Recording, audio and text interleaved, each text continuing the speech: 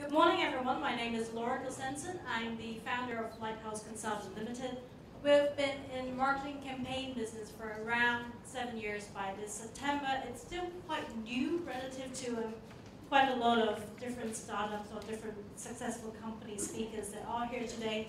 Before I invite my panel on stage, which is presumably a very interactive session, I actually have a few slides of information that I would like to show you to sort of, hopefully, share some insights of what people say. We know about the topic of CoCoon's case conference as being the 5%.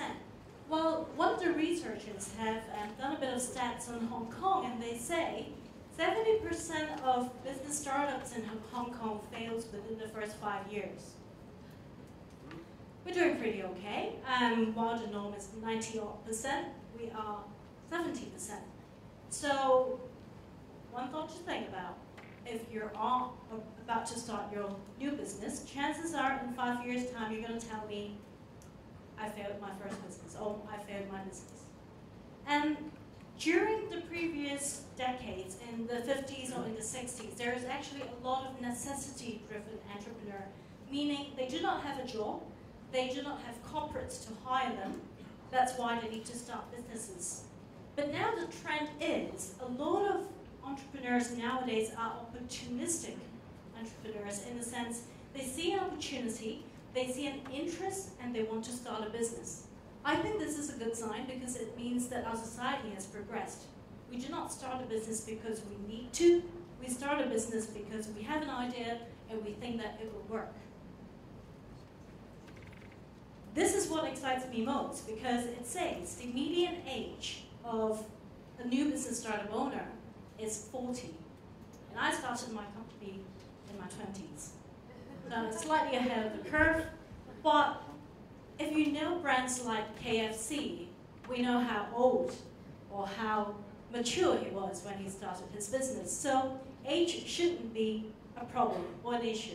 But this is just for your reference. If you're around 40, start thinking about starting your business. Well, we have a university professor on the panel later on, that's why I have this slide on. It says 95.1% of entrepreneurs have earned a bachelor's degree. And I have a bachelor's degree, so I think this fits pretty well. And a person who has a postgraduate degree is almost twice as likely to start a business as an average person. It would either say that the more you study, the more you feel you want to start a business, because you're so sure of yourself. Or you start a business and then you find that you're so insufficient. You need more. That's why you go into a second degree or a postgraduate degree. This is also very interesting. We talk about startups, we talk about I want to start my new business, but rather a lot of entrepreneurs have more than one business, or they've endeavored to start more than one business. So which means to me it's a good thing because this is only my second business that I'm running, so I still have 1.2 chance of starting other businesses. Again, something about working first or starting your business fresh out of college. We have quite some students here today, so this is again something for you to ponder. 75% of people have worked for corporates for at least 6 years before starting their businesses. I did around 5-6 years and worked at Star, worked at AT&T before starting my business, and that really helped. But there are also a lot of successes who are fresh out of college, starting the business and doing very well. Well, this is my final slide before I invite my panelists on stage. We say 2 F's in entrepreneurship a lot. The first is funding. Where do I get the money? Girish was talking about how he funds his business. And the second F, you know, we have a lot of difficulties. We come across a lot of obstacles. And when that happens, you say the F word, which is focus. All right, and now I think that pretty much sets the scene for what we want to discuss, and I would like to invite on stage my very lovely panelists. And they include the founder of CoCoon, Mr. Max Ma.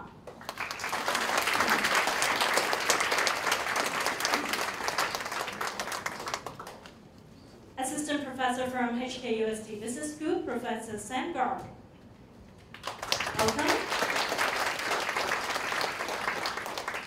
And if you look into Hong Kong skyline, it will be the next best thing to the Victoria Harbour view from POAD, the Chief Executive, Mr. Bruce Wong.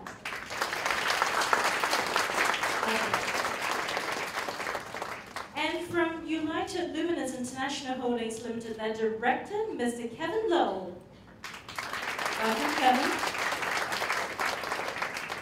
And also a propagator of investing in Hong Kong. From Invest Hong Kong, their Associate Director General, Mr. Charles Ng. Welcome, Charles. And this lady probably has found the most talents for company and the best jobs for talents. Let's welcome Ms. Louisa Wong, Executive Chairman from Bowler Associates.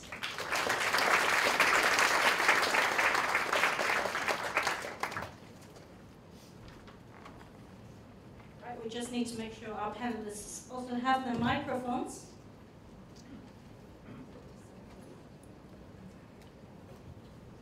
Okay, welcome everyone. I think we have a very interesting mix today in terms of from the education background, from corporate background, and from entrepreneurs to investing in Hong Kong or encouraging investment. So I'm going to start with a background question.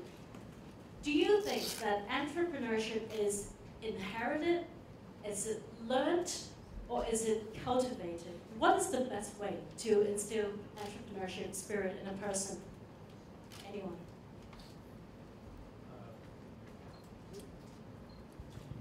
Being from business school, I would like to say that it can be taught and it can be learned. So,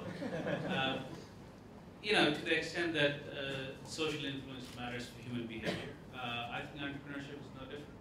We learn from what we see around us. So, for instance, if I look at Stanford, where I did my PhD, you had a bunch of hyper nerdy students who never thought they would do any startup.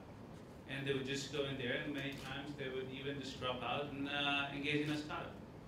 More broadly, if you think about startup as idea generation, resource gathering, mobilization, and execution, all of these could be learned. Right? So it's very much sort of really certain skills that can be. Having said that, there may be certain there may be certain influences that are sort of inherited, could be genetic, but certainly there are big elements that could be learned. Okay, so going to school, we've seen from research works. And Louisa, you must have seen a lot of talents, corporate executives, entrepreneurs, successful business owners. What do you think? Hi, everyone. I want to believe that it's everything. Now, anybody can be an entrepreneur. Today, I can think about 5 ideas. That is a good ideas. But are you going to be against all odds to the statistic you just showed? Then I think it doesn't take 5 years to fail. I think it probably took a lot shorter to fail. I think having a good idea is important. Building a business, starting a business is relatively simple. But I think building a company or commercialize your ideas are very important. Because I don't think that you want to be an entrepreneur to continue to be an entrepreneur. Entrepreneur will need to build a company over time. And of course, CoCoon is born to fly. So you have to have a sense of wanting to succeed. And that probably a combination of genetic and family background. I think Hong Kong, we have many people from not a well-to-do family. If you look at a lot of entrepreneurs, for example, myself, I come from a very average to poor family. And I'm the number 5 of 6 children, and grew up in Hong Kong as an immigrant. And I think that my desire to succeed, and the determination to succeed, and the purpose of success, I think as an entrepreneur, it's very important that you just don't want to start a business because you feel this is a good idea, and then you want to sell the business and make a lot of money. I think if you started with that kinds of vision, then most likely you give up almost when you just started.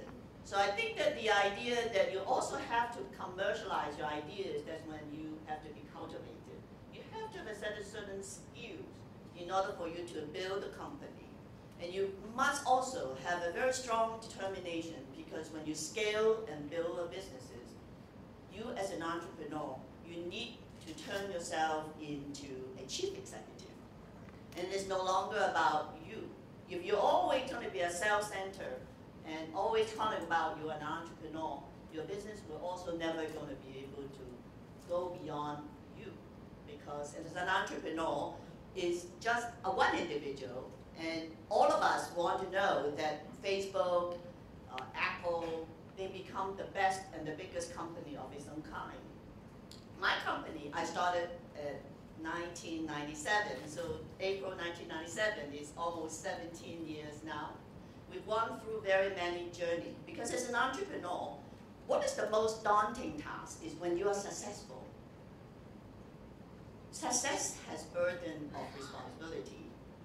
We become the largest in China. And with that success, I has an owner's burden of what to do with your success. And that is very important, because the success is not only you, it's many of your employees have helped you along the way. As an entrepreneur, it's easy to say, oh, I sell companies, cash in, and go to the sunshine. So I think that it's important that you know, when you started the businesses, what do you want to do with your business when you are successful? Well, I think that's a very good analysis of an entrepreneur. And I remember when we spoke with Max when he first began CoCoon, he had an idea of why CoCoon began. He said, entrepreneurs account for a large number of hires or job positions in a society, and that's why it's so important to cultivate that culture in Hong Kong. What do you think? When you see a person, are you able to tell whether him or her is an entrepreneur in spirit, or do you think it's learned, cultivated? What do you think? I'll give you a typical example. I think accountants usually are less entrepreneurial than the marketing executive. So I think in many ways, you know, I remember there was this movie which was very good, a cartoon called Ratatouille. I don't know how many of you have watched it. I love that movie. My daughter introduced that to me. And it was they're saying, you know, it was about a rat, and he wanted to be a chef. And then the interesting thing was, you know, anybody can be a chef, but the only thing is, you know, you really have to become, you know, but you can want to be, but you know, can you really be one? You know, that's another thing. I think entrepreneur is, you know, has a certain kind of mindset, personality, and not necessarily everybody must become an entrepreneur. I think, you know, the important thing really is to know yourself. There are people who are hunter. I mean, I usually put people into 4 categories: hunter-gatherers, warriors, farmers, and nomads. The hunter-gatherers are people, you know, who work on their own. They may have 1 or 2 people to work with them. You know, when you look at it throughout history, you see a hunter sometimes. You know, these are the speculators. You know, they like to speculate shares. They like to buy and sell things, and you know, they don't really build big companies. Then you have warriors. Warriors are the founders. These are the entrepreneurial type. The warriors. The warriors, like, they would go out and conquer, you know, empires, or you know, you give them a task, they will improvise it. They'll find solutions. You know, they'll fix it. You know, they don't go according to a written plan. Their plan is in their mind. Like Girish, he's a warrior. Now, then you have somebody who's a farmer. A farmer, the copper people, you know, who comes in. He can actually produce and make your company become much more productive. You know, they are the obsessive type. You know, who look at the numbers, who look at the fine details, things like this. So you know, then lastly, they are the nomads. The nomads are the people. If you look at throughout history, the nomads are the people who never really become great empires, because you know, they don't think as much, I guess. You know, if you ask them, why are you here? So I don't know. My grandfather brought me here, you know, 50 years ago. I've been doing this since. You know, why are you doing this? I don't know. Because somebody else is doing this. But 90% of the people in the world actually are like that. So you know, know what? You want to be the other 10%. You don't want to be the 90%. So I guess importantly is, first identify what type of person you are. You could be a warrior, you could be a hunter-gatherer, and you can be a farmer and be happy with it. It's not that no one is better than the other. But here, the last few years, the last 10 years, people have been emphasizing a lot about entrepreneurs. But entrepreneurs themselves do not survive alone. We really need to have that diversity, in a society, in order for a society to thrive. Bruce, do you want to add on that point?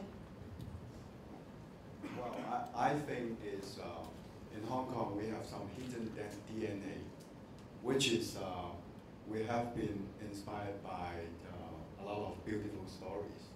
So people risk their life coming to Hong Kong by swimming in the middle of the night, but turn out to be now the king of jeans, the king of properties. And those stories are inspiring a lot of people nowadays that they would like to become entrepreneurs. All right. Sure. I'd like to add one point. I think if we use the word entrepreneur, sometimes it can sort of confuse yourself, because there are entrepreneurs that are purely technical, very skilled, and they know their limitation and they know when to pass the baton on. And there are other people who are very good at connecting the dots, and they are not necessarily, technical savvy. So don't discourage yourself if you're not both. As long as you know just your strength and your weakness. Very, very I'd just good like point. to add we meet a lot of entrepreneurs and people from overseas coming into Hong Kong, and also local entrepreneurs that are popular. And I think that what Max just mentioned about the whole, you don't do it on your own, and there is a lot of support groups. And I think that this has never been a better time for entrepreneurs in Hong Kong, for people coming to Hong Kong to look at this environment. Because I believe that we have the structure, we have the ingredients, we have support groups that is there more than ever before. So people who want to look at entrepreneurship, and again, dare to try, dare to fail, because that's kind of expected.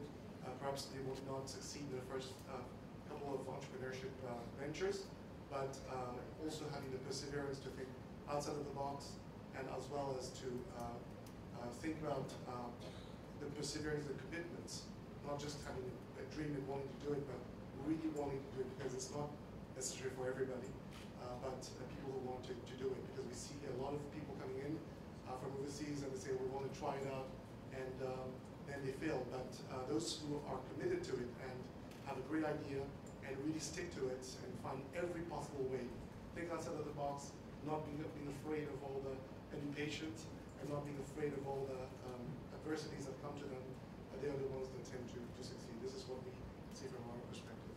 I'm just going to follow that thread of thought. And Hong Kong is a lovely city, not only because of the people there, the culture there, but also very much because of the business structure.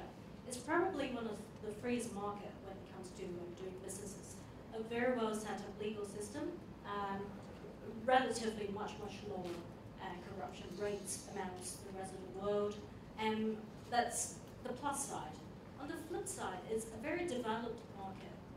A lot of business sectors, a lot of area have been occupied or have been, shall I say, monopolized by big corporates already. So what do you guys think in terms of, is Hong Kong a good place to start a business, or is it not?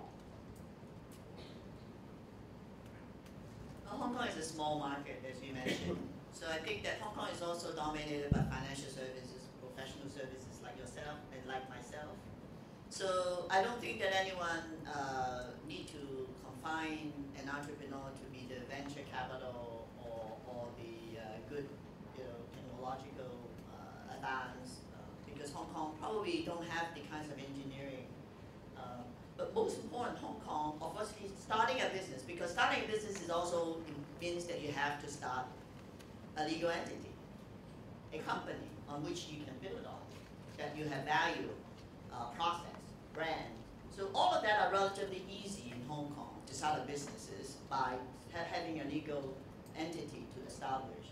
But I think that the most challenge for Hong Kong, not only because it's a mature, very limited in terms of the GDP economic situation here, but it's the cost of doing business is extremely high here. And because it's a service center, so majority of your cost would be people. Turnover of people here is high. And the tapping of the talent on which that you can build your company, because as Max says, it's not only about you, it's about many of the others that help you along the way. And I think that more important is that I think that Hong Kong being part of China, that we cannot avoid to have a business here without thinking about China. And how do you cross the border with such a distinctly different regulations and resources to have to say you start in Hong Kong with a mind that somehow you need to touch upon the business to China is this kinds of ability to think simultaneously on two fronts. I think that also is very important. Charles, I'm sure you see a lot of companies, individuals, when they wait, like China, Hong Kong, rest of Asia, how do they normally think? Well, the overseas people, when they come here, they're very excited about Hong Kong. Actually, sometimes I find that foreign entrepreneurs coming in, they're more excited than local people because they see certain things that all of us living in Hong Kong take for granted. I think that people see opportunities, and again, with the internet and the web platform nowadays, that it's really open. Entrepreneurship it's made entrepreneurship much easier than ever before. And in terms of the bricks and mortar that people used to be or have, that there's a lot of barriers that have been lifted. But nevertheless, I think that when overseas companies coming here or entrepreneurs coming here, they see three things. First of all, they see opportunities because of the marketplace. Of course, when they come in, they kind of look at, again, I think that more and more we see successful entrepreneurs. When they come in, they're not just looking at the Hong Kong market. We all know the Hong Kong market is very small, comparatively speaking. And if entrepreneurs are looking at the globe or the world as a market, but realistically to begin with Hong Kong and then China and then Asia and the rest of the world, we've seen actually some very good examples of where entrepreneurs coming in, when they think kind of big and they're kind of looking at having that vision, they really can actually use Hong Kong to build a global business. We've seen it happening. And one of the things that I think that there's also the challenge is that a couple of things. People don't, I think we don't kind of gather the sort of success stories enough. People can't relate to a lot of the people who are very successful today, but these are young people who are coming up, and they need to relate to those younger success stories. The other, I think the big challenge here in Hong Kong, when we look at the ecosystem, is there is a bit of a kind of mentality, if you will, even among parents or amongst to sort of being a risk-averse kind of attitude, and which actually dampens the whole entrepreneurship spirit. I've met a number of people who told me that they can't hire young people to work for them because they would prefer, out of universities, they would prefer to work for large corporations, and their parents said, why are you wasting your time, wasting your life doing entrepreneurship? Why don't you go and get a real job? So there's a whole sort of, that sort of sense of mentality. But I think that we've seen some changes here. And the fact of the matter is that today we see a lot of people here sitting here being present and being interested in this is a very encouraging sign. I'm going to pass the next question to Kevin. And I know you're one of the instigators of TVB, very early stage. Starting a business or building a business then compared to building a business now, what are the main differences, or do you think it's pretty much the same? TVB started around the 60s. In those days, opportunities are really abound, for at least for broadcasting business, because Hong Kong did not have any kind of after-hour entertainment to speak of, and so on. So if you talk going back to entrepreneurship, I think I don't look at 60, 70, 80, or whatever. It's all depends how you grasp the opportunity. Like nowadays in Hong Kong, we have a lot of disadvantages. A lot of them have to do with electronic industry, so we're talking about hardware mostly now, hasn't sort of advanced very much for the last 20, 30 years. So if you go to trade show, you don't find Hong Kong stands really stands out like the Koreans or the Japanese. We always relegated to the corner. They're selling, clocks and watches and other with due respect to clock and watch manufacturers. So I would suggest that the opportunity for young people in Hong Kong lies more in leveraging. In other words, we are bilingual, not only in terms of language, but we understand the Western mentality far better than a lot of mainlanders for the time being. So the young people in Hong Kong, if you want the opportunity, don't think that you have to start utilizing every resource in Hong Kong and then start complaining that you can't get support for engineering, you can't support for this and that. It's to look for opportunity that involves Western world outside of Hong Kong and of our own backdrop, which is China. If you don't incorporate these two elements, you will find whatever you do is very limited. I've been involved in curriculum chairman with the City Uni for 10 years, and I know how difficult it is to pick the right kind of curriculum for Hong Kong, because Hong Kong doesn't have the backing from the government like Taiwan and Korea in terms of this kind of development. So to cut a long story short, otherwise it drags on, I would say opportunity is the same any time. It depends how you see the opportunity. I have to agree and disagree with Kevin. I agree with Kevin in the sense that opportunities are always there, and I don't agree is about this government part. I'm going to separate this into two issues to talk about this now. And agreeing that opportunity-wise is, it's like going into a taxi. You ask a taxi driver, is the business good? And the taxi driver is telling you all the time that the business is always bad. They never tell you, oh, this is thriving. Okay? So, while we are working in an environment, I have never seen a moment that I will really say, wow, this is great. Every moment we always see the challenges in it. So what we really need to do is see the opportunities inside the challenge. So in the 60s, there were the challenges. In the 70s, there were challenges. But what we really have to see is when you look around the world in the last 100 years, the places where they have the highest growth rate are always places where the entrepreneurship was thriving. If you look at Hong Kong, the highest growth rate was between 1950 to 1997. There was also the time when entrepreneurship in Hong Kong was thriving. Why? It's not because there was very little to do with government. Actually, it was because we had a lot of immigrants and a lot of capital coming to Hong Kong, and we had no options. People had no options. When you avoid options, your choice becomes obvious. There were no big companies. There was very few job opportunities, and therefore people were forced into starting their own little businesses. And a lot of them failed, but some of them become successful. So this is how I see it. Now today, if you look at the world, where's the fastest growing in the world, economically wise, is in India and in China. Why? Because we unleash this entrepreneurial spirit, and this entrepreneurial spirit in China and in India is growing so rapidly, and that's the reason it's carrying this. It's never really done by government. Now, we have to look back into Hong Kong again, and we say, hey, why do we find that to be an entrepreneur is really hard now in Hong Kong? Two things. Charles just mentioned, the last 30, 40 years, Hong Kong has been very stable, and companies become big, and families also become stable, and parents always like their children to have a steady job. Okay? So they encourage people to go to work for Big Fours, to go for work for banks, go to work for things like that. Then these are the places that suffocates people with entrepreneurial spirits. If you work in an IBank until you're 40, you have no chance of surviving. I think that's one of the worst places to be.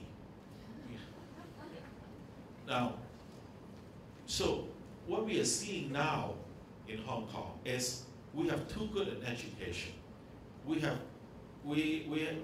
people, the companies are becoming too big.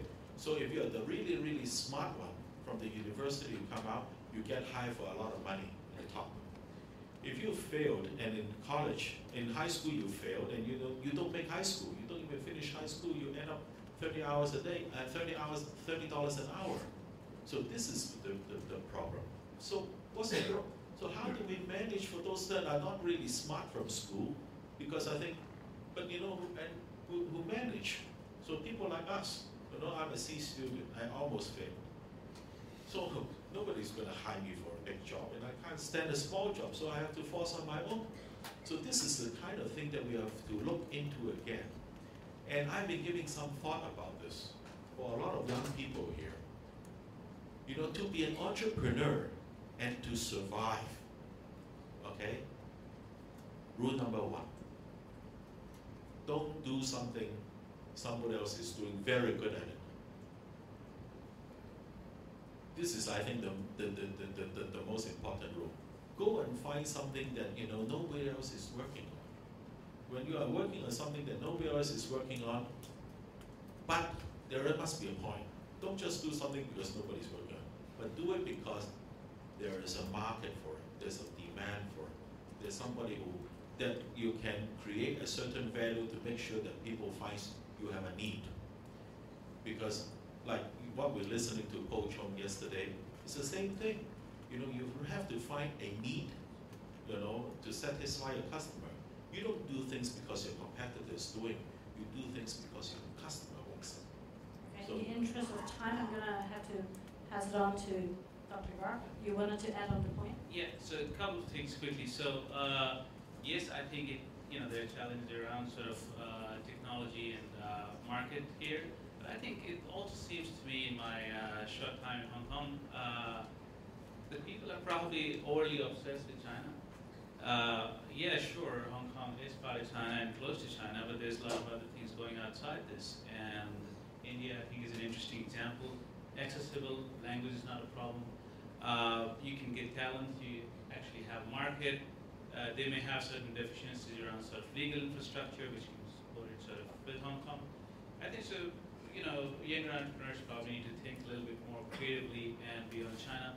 And second, sort of, yes, it may be difficult to start up, so why not actually go and do internships when you're in high school or in college? So I see a lot of my students actually doing, just simple jobs to kind of have some hourly pay. Why don't you go something when the opportunity cost is low to go and learn something, build a network, and you might actually do sort of an early test whether you're fit for it or not.